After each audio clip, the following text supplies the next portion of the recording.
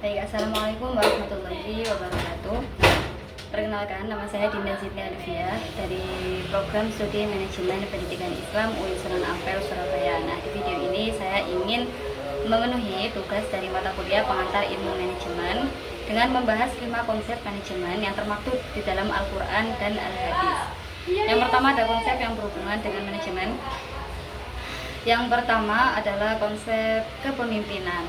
Jadi ada hadis riwayat Bukhari Muslim atau muttafaqun alaih yang berbunyi kullukum ra' wa kullukum mas'ulun an ra'iyati. Setiap dari kalian adalah pemimpin dan kalian akan dimintai pertanggungjawaban kalian sebagai pemimpin. Nah, mengapa konsep ini masuk ke dalam kepemimpinan? Karena sudah jelas sekali di dalam artinya bahwa kita diharuskan untuk menjadi pemimpin yang bertanggung jawab. Seperti itu. Lalu yang kedua, ada konsep pengambilan keputusan. Hadisnya sama juga dari Bukhari Muslim atau muttafaqun alaih yang berbunyi idza hakamtum fa'dilu, yang artinya ketika kalian semua memutuskan sebuah hukum maka bersikaplah dengan adil. Dari arti ini sudah jelas sekali. Jadi ketika kita mengambil keputusan maka kita harus adil di dalam pengambilan keputusan tersebut. Lalu yang ketiga ada konsep impact di dalam surah Al-Isra ayat 7 yang berbunyi in ahsantum ahsantum li anfusikum wa in asatum falaha.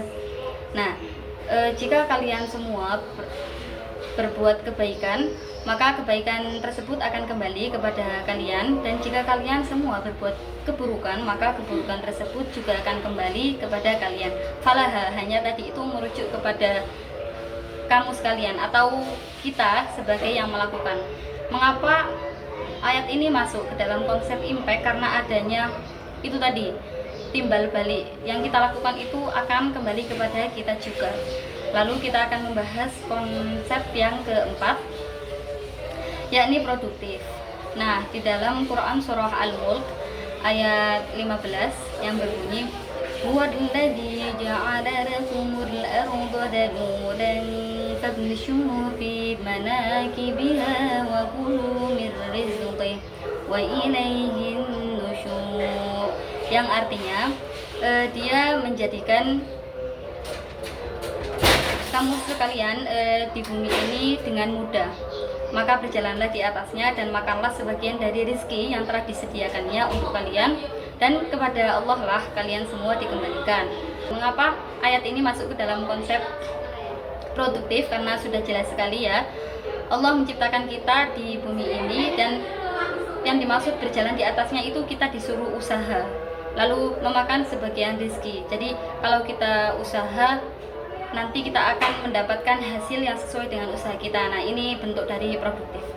Lalu yang kelima ada konsep survive atau bertahan hidup. Di dalam surah Al-Imran ayat 169 yang berbunyi wala tahsabanna alladzina qutilu fi sabilillahi amwata bal ahya'un 'inda rabbihim yurzaqun, yang artinya dan tidaklah mereka orang-orang yang gugur itu mati, bahkan mereka mendapatkan di sisi Tuhannya dan diberikan rezeki. Nah, ayat ini mengingatkan kita untuk tetap berusaha dan bertahan hidup meski kita sedang menghadapi permasalahan, persaingan atau ujian yang berat. Sudah seperti itu dari saya. Wassalamualaikum warahmatullahi wabarakatuh. Semoga bermanfaat.